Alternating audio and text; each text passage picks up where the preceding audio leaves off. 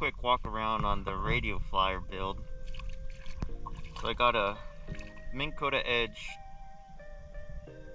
trolling motor setup. Gonna see how that does.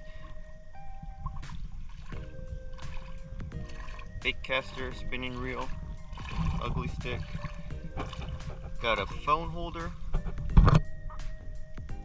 2 rod holders in the front, gimbal cup holder with movement.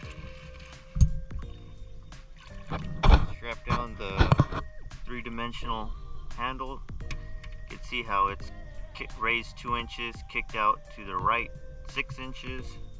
So it's optimal for riding. Got the hand control, hand throttle, kill switch, full throttle, get extra gallon of gas, paddle.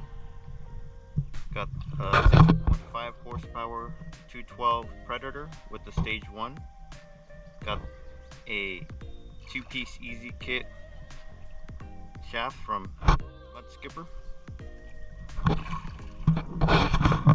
So the engine is mounted furthest back, trying to gain the longest length to get the best top speed out of this kit. Right now I do have a motor, or I do have the weight of this new trolling motor. So I feel might be a better counterweight. And I'll see how it goes.